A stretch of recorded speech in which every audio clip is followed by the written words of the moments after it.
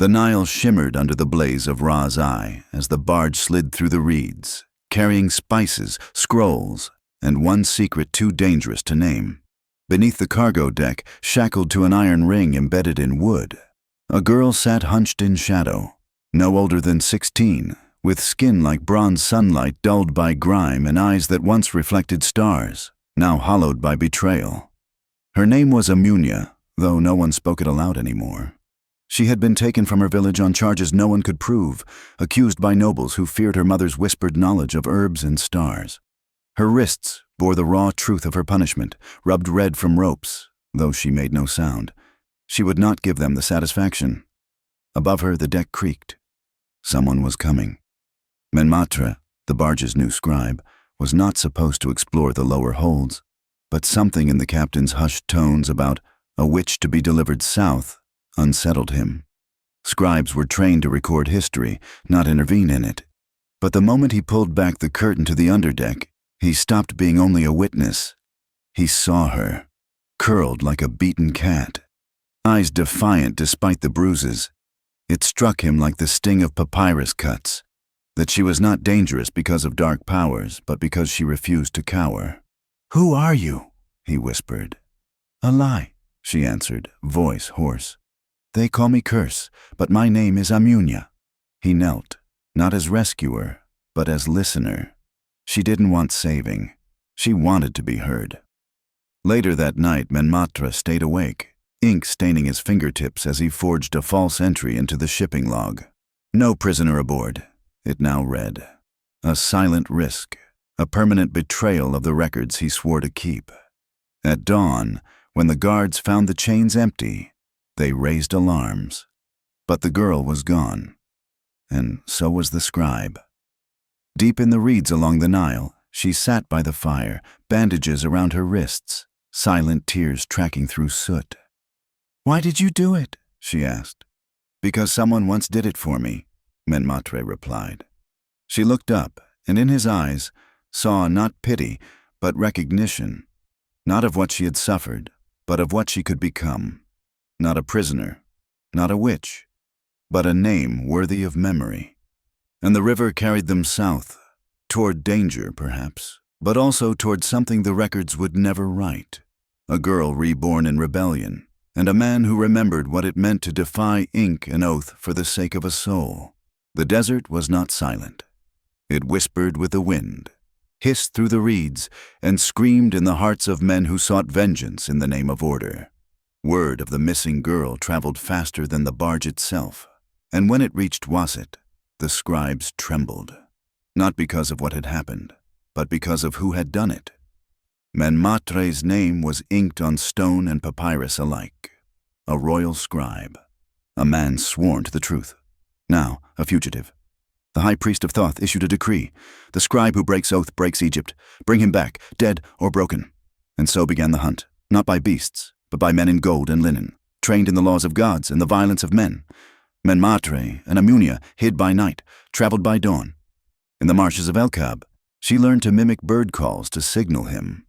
In the abandoned shrines, he taught her the language of glyphs, the power of names written in sacred script. Each day, they became less scribe and prisoner, more shadow and fire. Two spirits bound not by fate, but by choice. Still, danger closed in. At the market in Com Ombo, a merchant's boy whispered, "I saw her, eyes like burning amber, with a man who walks like a noble." That whisper reached a captain who once shared drink with Menmaatre.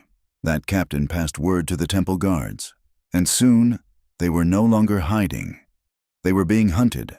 One night, by the ruined temple of Sobek, Amunia stared at her reflection in the water. Her face was thinner, sun-darkened, no longer soft with the helplessness of girlhood. "Do you think I'm becoming what they feared?" she asked. Menmaatre didn't answer immediately. He looked at her, not with fear, not with reverence, but with respect. "No, you're becoming what they tried to destroy before it could rise." She nodded, but her hand trembled as she reached for the knife he had given her. "If they catch us, you know they'll kill you." "They'll try," he said with a faint smile, "but I no longer write for them."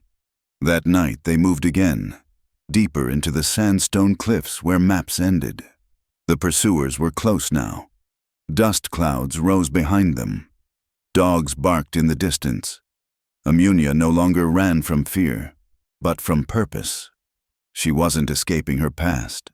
She was racing toward her future, a future no scroll had dared to inscribe. And Menmaatre, once the recorder of kings, now followed a girl with no crown, no title, only fire in her soul and a debt to no one.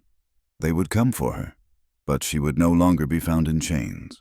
By the edge of the eastern cliffs, veiled in wind-blown sand and half-swallowed by time, stood the forgotten temple of Menmaatre, the goddess of truth and balance. Locals called it cursed. The priests had abandoned it generations ago after a plague tore through the valley, and no one dared tread its sacred halls. But to fugitives fleeing the wrath of scrolls and swords, it offered what no city could: silence. Menmaatre knew of it from an old scroll, half-burned, half-ignored, marked only by a note. Here, truth listens. That was where they went, not for shelter, but for clarity. Inside, the temple walls breathed, not with wind or magic, but with stories etched deep into stone. Tales of queens who ruled from behind shadows, of slaves who rose as prophets, of lies shattered by those brave enough to speak forbidden truths. Amunia ran her fingers across the carvings, pausing at one that showed a girl wrapped in chains, her mouth open in defiance, not fear. "They've always feared women who speak," she murmured. Menmaatre, dust coating his robes, knelt by a shattered altar and opened his travel scrolls. He wasn't looking to write. He was looking to remember. "What do you see?" she asked. "Our story," he said. "Only this one hasn't been written yet." That night, as they lit a small flame in the temple's heart, the walls whispered back, not with voices, but with a shift in the air, a soft hum like memory itself stirring. Amunia sat close, speaking for the first time of her mother, the healer who treated wounds with oil and prayers, who taught her the names of stars, who was taken by the same people now hunting her. "They said she knew too much," Amunia said, voice brittle. "But they really feared that she passed it on." Menmaatre, whose own mother had been a scribe's servant, nodded. "Knowledge in the wrong hands can be dangerous, but in the right heart, it's unstoppable." By dawn, they had a plan, not just to run, but to rise. Amunia would not hide forever. She would learn to speak the words carved into those sacred walls, to wield truth not as a whisper, but as a weapon. And Menmaatre, the scribe turned traitor, would be her ink and shield. But even as they plotted their next move, the hunters arrived at the valley's edge. They found broken footprints and a half-buried glyph. Menmaatre endures. The temple refused to give up its secrets, and high in the cliffs, Amunia watched them with narrowed eyes. She no longer trembled. She no longer asked to be saved. In the Temple of Balance, she had found what they feared most. Not a girl on the run, but a voice reborn and a truth that would no longer sleep. The further they journeyed, the more the desert seemed to strip away everything false. Titles dissolved in the heat. Bloodlines lost meaning in the sand. Even Menmaatre, once proud scribe of Wasset, felt his name grow hollow. What mattered now was not what had been written, but what remained unwritten, and Amunia, with dust on her face and fire in her stride, was becoming a story none of the scribes dared to imagine. In the mornings, he taught her the rhythm of hieroglyphs. At night, she taught him silence, the kind that listens deeper than any prayer. Together, they stitched a language born of rebellion, truth, and the spaces in between. But the past, like ink, stains more than parchment. One evening, as they rested in the tomb of a forgotten artisan king near El Khab, Amunia found a bundle beneath Menmaatre's satchel, rolled papyrus, each scroll marked with a wax seal of Pharaoh's court. "You kept these?" she asked, holding one like a snake that had just stirred. "Why?" Menmaatre didn't answer at first. He looked ashamed, like a man caught between two truths. "Their records I copied, about trials, exiles, the cleansing of bloodlines. I needed to understand how far the rot went. How many like you were condemned before the ink even dried?" Amunia unrolled one. It bore a name she knew, her mother's, She read every word. The lies were elegant, written with flourish. Practitioner of forbidden rites, accused of invoking spirits against the will of Ra, dangerous to the order of Maat. The charges were the same they now used against her. "So this is what they call justice," she said, her voice flat. Words dressed in gold to hide the blood underneath. Menmaatre moved closer. "Then let's write different ones. Let the ink speak what they tried to erase." But Amunia didn't respond. Her hands trembled, not from fear, but from fury. A fury long buried, now awake. Later, under starlight, she took his ink and stylus and scratched a single glyph onto the stone wall of the tomb. Shed it. Liberation. It wasn't just a word. It was a promise. "If they kill me," she said, "make them read this first." Menmaatre didn't correct her form or stroke. He didn't offer edits. "They'll have to kill me first," he said. But shadows were closing in.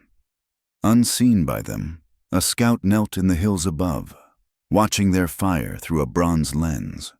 He recognized the girl by her wild hair and the man by his profile, etched once on a temple relief, now worn with sun and betrayal. He slipped back toward the patrol. "I found them," he whispered. As the wind shifted, Amunia stood from the fire and looked east. Her eyes narrowed. The silence around them had changed. Not absence, but anticipation. She picked up her blade. She no longer needed chains to be feared, and now they were coming for her story. But this time, she would write it herself. The ambush came with the silence of a temple prayer. No horns, no shouts, only the swift rustle of linen and the dull thud of sandals against stone. Amunia had sensed it before it struck. The wind had died, the fire had burned too still, and the night had grown too quiet. By the time she leapt from her bedroll, Menmaatre was already up, scrolls clenched in one hand, a dagger in the other. From the mouth of the tomb, 5 figures emerged, temple guards in gold-trimmed armor, faces expressionless, weapons drawn not for trial, but execution. "By decree of the high priest of Thoth, surrender the girl," one barked, "and we'll spare your life, Scribe." Amunia stepped forward before Menmaatre could speak. Her voice was steady. "I am not his to surrender, and I do not seek your mercy." The lead guard sneered. "Then you will die as your mother did, nameless and cursed." That word, cursed, rang in the tomb like a dropped blade, and Amunia moved. Not with grace, not with training, but with desperation forged into rage. Her knife found a gap between a guard's collar and chest plate. He fell, gasping. The others surged forward. Menmaatre shielded her back, parrying strikes with the knowledge of old drills he had learned not for war, but self-discipline. But this wasn't a sparring match. This was survival. In the chaos, a torch toppled. Flames licked the ancient wall where Amunia had carved Shedit. The word glowed briefly, as if the gods themselves were watching. Blood splattered across the stones, hers, theirs, his. The tomb, once a silent witness to forgotten kings, became a shrine to defiance. When it was over, 3 guards lay still. One crawled away, bleeding and broken. One remained standing, sword lowered, eyes wide. "She's just a girl," he whispered. "Then why do you fear her like a demon?" Menmaatre asked. The guard fled without answering. Amunia fell to her knees, not from injury, but from the weight of what she had done. Her hands were stained, her breath shallow. Menmaatre knelt beside her, gripping her shoulder. "You chose to fight. That was not darkness, that was truth." She looked at the burning glyph behind him. "Then why does truth hurt more than lies?" He didn't have an answer. Only silence, only understanding. By morning, the tomb was ashes and echoes. They buried the fallen, not out of mercy, but to deny their pursuers martyrs. Amunia washed in the stream below the cliff, watching the red swirl away into the current. She didn't cry. She didn't pray. She whispered one word. Never again. Far to the north in Wasit, the high priest received news of the failure. He tore the report in half. She must not live to see the solstice. More hunters would come. wiser, deadlier. But Amunia had crossed a threshold no curse could follow. She had bled for her story, and now she would bleed for others like her. The sun rose over the cliffs with a vengeance, spilling gold across the ravaged tomb where Amunia had claimed her first breath of power. They moved quickly, no longer fugitives in hiding, but ghosts trailing behind a trail of blood and prophecy. Each village they passed tightened its grip on gossip. A girl with fire in her eyes. The scribe who turned against the ink. Witch and traitor. But still, some whispered other things too, softer, secretive. She fights for the forgotten. She writes what the gods dare not. With each step, her myth grew, not by her will, but by the will of those desperate for change. In the shadow of Mount Jah, they came upon a cluster of wanderers, freed servants, healers driven out by temple reform, and one old woman with clouded eyes who simply said, "I've been waiting." She offered them dates and water, and when Amunia asked her name, she replied, "Names are not given, they're earned." The words echoed in her ribs. That night, around the fire, Amunia stared into the flames, her thoughts heavy. "They gave me a name I never asked for," she said. "Cursed witch, thief. But now, if I could choose, what should I be called?" Menmaatre didn't answer at first. Instead, he handed her a blank strip of papyrus. "Then choose it. Write it yourself." She stared at the sheet until the firelight blurred. Then she wrote, Khepri, the reborn one. A name pulled not from lineage, but from will. A name with teeth. "That's who I am now," she whispered. Menmaatre nodded, as if he'd known it all along. But names come with weight. The next morning, one of the wanderers returned from the eastern hills with news. A battalion marched from Waset, led by the high priest's enforcer himself, General Jehuti, a zealot who purged cities in the name of purity. "They bring chains made of silver and scrolls sealed in royal wax," the wanderer said. "They're not just here to kill, they're here to erase." Amunia stood, wind catching her robe like wings. "Then we give them something they can't erase." Menmaatre spent the day etching their journey into scrolls, not just hers, but the stories of all those the temple had silenced. Names, dates, places, truth with fangs. Amunia trained with the wanderers, sharpening the blade she had once feared to touch. She wasn't the strongest. She wasn't the fastest. But when she moved, she did so without doubt. That was her power. That night, beneath the stars that had once been her mother's compass, she spoke aloud for all to hear. "They can chase me, burn my name, bury my truth, but they cannot unmake what I've become." And those who heard her, some broken, some tired, some already half buried by history, rose to their feet. Not as soldiers, as witnesses. The desert was no longer her prison. It was her page. And she was no longer Amunia the accused. She was Khepri the chosen. They marched at dusk, their feet pressing into the ancient dust where caravans once traded perfumes and promises. Khepri led them, not from atop a horse, not with armor or titles, but walking barefoot at the front, robes tied with a cord of woven papyrus, blade strapped to her side, scrolls strapped to her heart. Behind her, the forgotten followed. Women who had been silenced, men branded for mercy, children who had seen truth punished like crime. It wasn't an army, it was a reckoning. Menmaatre walked at her right, scroll case heavier than any sword. He had become her record keeper, yes, but more than that, her witness.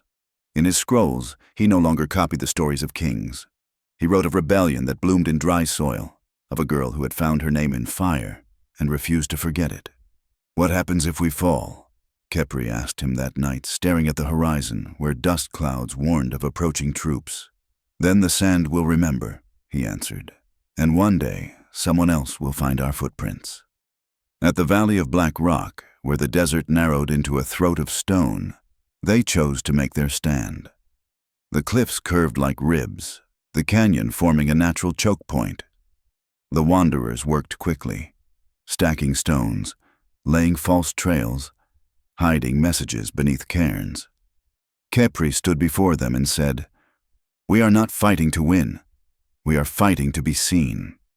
No one cheered. No one needed to. They understood. They were already free. At dawn, the first line of the priest's soldiers arrived. Eyes sharp, scrolls hanging like threats from their belts. General Jehudi himself rode at the front, wrapped in gold-threaded linen, staff tipped with the sigil of Thoth. When he saw Khepri, he laughed. "This is what defiance looks like? A barefoot girl with a knife and a pen?" She did not answer. Instead, she held up a scroll. "This is your fear," she said. "Not my blade, my truth." Then she unrolled it, and from the canyon walls, voices rose. Menmaatre's copies had already been passed, memorized, repeated. Testimonies of abuse, names of the disappeared, lies exposed like wounds. The general's smile died. The soldiers hesitated. One by one, some lowered their weapons. Others fled. A few stepped forward, not to fight, but to kneel. But Jehudi, bound by pride and oath, charged alone. Khepri did not flinch. She met him halfway. Their blades clashed once, then twice, and on the third strike, hers found its mark. He fell, dust clouding his final breath. Silence followed. Then Menmaatre raised his voice, trembling but firm. "Let it be written. She did not run, she did not beg. She stood, and the desert stood with her." That night the stars over the canyon were brighter than any torch. And for the first time in years, Khepri slept without waking to fear. Her name, carved in stone and memory alike, had become more than resistance. It had become prophecy, word spread like wildfire on the desert wind. Not through envoys or scribes, but through mouths that had been silenced too long. From merchant to fisherman, from caravan to servant girl, from the corners of Thebes to the hidden shrines in the cliffs, they whispered a name once spat with scorn, now spoken with reverence. Khepri, the one who did not break, the one who stood, the one who wrote. And when the surviving soldiers returned to Waset, empty-handed and heavy-eyed, the temple did not just lose a battle. It lost its illusion of control. Inside the great hall of judgment, beneath towering statues of Thoth and Maat, the high priest stood before the gathered council. The scroll had reached him, a copy of the one Khepri had held in the canyon. It bore not spells or curses, but confessions, lists, accusations, names of priests who sold judgments, of scribes who rewrote laws for silver, of nobles who imprisoned healers and poets and claimed it was divine will. "This is slander," the high priest roared. "A fabrication." But even he could see the shifting eyes around him. Doubt had found its way into stone. Menmaatre's handwriting had sealed the truth. His signature, once the pride of the scribal court, now cursed the very scroll that trembled in the priest's hands. "Find the girl! Burn her! Bury the name Khepri beneath the Nile if you must!" the priest hissed. But soldiers were hesitant. Some had kin whose names were on that scroll. Others had heard Khepri speak, had seen her let the guilty live and bury the dead with prayer. "She doesn't want a throne," one soldier muttered. "She just wants justice." And that frightened the temple more than any uprising ever could. Meanwhile, in the southern hills, Khepri watched the stars and plotted no war. She was done with hiding, but not yet ready to build. "We shook them," Menmaatre told her. "They fear what the truth can do now." But she shook her head. "Fear fades. We must teach them memory." So she began gathering others like her, scribes who had turned away from ink dipped in lies, midwives who remembered healing chants, old men with stories passed down before papyrus ever crinkled beneath quills. Each night by firelight, they wrote. Not just tales of battle or vengeance, but of lost songs, herbal lore, family names, birth records of those declared forgotten. "We are rebuilding what they burned," she said, one line at a time. Menmaatre carved into clay tablets as she spoke. He no longer served the temple. He served the people's truth, and it was heavier than any decree. But in Waset, the temple doors were barred tight, and shadows gathered like storm clouds. A new figure had arrived from the north. Silent, cloaked, bearing authority even the high priest bowed to. His orders were simple. End the girl. End the name. Restore silence. Yet silence could no longer thrive in a land where scrolls now wept. The ink had already bled. The desert had already listened. And the name Khepri, once whispered in fear, now echoed in every crack of stone. The city of Waset stirred beneath its golden towers, uneasy beneath the weight of its own silence. For centuries, its stone halls had been unchallenged, its scribes the only voices allowed to echo through the courts. But now a different voice was rising, one they could neither predict nor erase. Khepri's name had become more than a whisper in the sands. It had become a pulse, a beat, a call to those buried by time and injustice. And from the north, cloaked in shadows and appointed by Pharaoh himself, came the man they called the Eye of Silence, a hunter not of blood, but of memory. He arrived without ceremony, without priest or prayer, and he read the scroll aloud to the high priest with no emotion. "This cannot stand. This girl threatens the order of Ma'at. She must be unmade, not killed, forgotten." His gaze was sharp as obsidian. "You failed to bury her. I will not." And so he set his plan in motion, not with spears or fire, but with ink. Across the cities, new scrolls were issued, edicts declaring Khepri a false prophet, a forger of lies, a deserter of Ra's order. Her name was scrubbed from market ledgers, her image smeared from temple carvings. She never existed, they declared. But the sand told another story. In the hills beyond Waset, Khepri watched these new lies unfold. Villagers brought her the scrolls with confusion and pain. "Why do they fear you so deeply?" one asked. Khepri took the parchment, studied the erasure, and said, "Because I remind them of what they buried alive." Rather than rage, she responded with clarity. "If they want to rewrite me, I will outright them." She called a gathering beneath the moon, a circle of voices, poets, midwives, old priests cast out for dissent. Each brought a name that had been taken, a story erased, a truth that had once been punished. And they wrote, on walls, on leather, on stone. "If they remove me from the scrolls, I'll carve myself into the cliffs," she said. "Let the desert speak when I am gone." Menmaatre took her words and etched them onto clay tablets and folded papyrus. One copy was sent north with a caravan, another hidden beneath a market well, another carried by a child to a temple in disguise. Her story became wind, unseen but impossible to stop. And still, the Eye of Silence crept closer, gathering informants, offering silver for betrayal. One of Khepri's own, young, desperate, unsure, led him to a cave where her followers gathered. But when he entered, it was not her he found. It was the truth. 1,000 names inked across the stone walls. Not of rebels, of mothers, of laborers, of children lost to decree and arrogance. And in the center, "You can silence my voice, but not the echo." By the time he realized it was a trap, Khepri moved again. Her words had become wings, her presence myth. And the Eye of Silence, for all his power, could not catch what had already taken flight. It ended not in battle, but in something quieter, deeper, like the breath before the flood. The Eye of Silence had scoured the cities, shattered shrines, tortured truth from trembling lips, but still he could not grip her. Khepri had ceased to be a body to capture. She had become a story, and stories, once freed from the lips of the living, cannot be slain.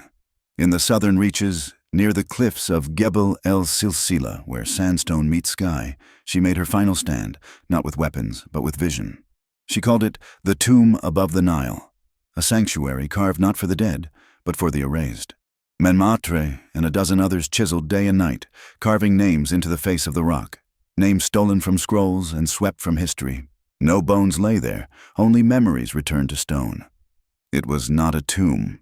It was a rebellion etched in granite. And when the Eye of Silence found her again, this time not alone, he approached without guards, without orders, only with the weight of failure cloaking his shoulders. He stood at the base of the cliff, staring up at her silhouette against the sky. "Do you know what I am?" he asked. She nodded, a reader who never learned to listen. His voice was calm. "You're clever, but cleverness cannot replace order." Khepri's answer was the wind brushing across a wall of names. Order without justice is just quiet tyranny. He climbed halfway up the cliff, the heat peeling sweat from his spine. "What if I told you we could give you a place in the new order? That the Pharaoh himself would forgive if you simply stopped." For the first time, she looked down at him with something close to pity. "The Pharaoh forgives when it suits him. The people forgive when they see truth." She gestured to the wall. "This is truth. Not the kind carved in gold, but the kind you bleed for." The eye of silence paused, caught between duty and awakening. "And if I walk away, then let it be known," she said, "that even silence can choose a side." He left that night, and the temple never sent another. Years passed. The tomb above the Nile grew, not just with names, but with pilgrims. Mothers brought their children to trace the carved letters. Former scribes came to copy the inscriptions onto fresh papyrus. What began as exile became foundation. Khepri never returned to Wasit. She didn't need to. Her story had already returned in her place. Menmaatre grew old writing the histories they once burned, and when Khepri's body finally gave way to time, her name remained on every wind-blown tablet and every tongue brave enough to speak. They had once called her cursed, but now the Nile called her mother, and the sky carved her name with light. And beneath the cliff, the final inscription read, "She was never silent. She was the voice they feared."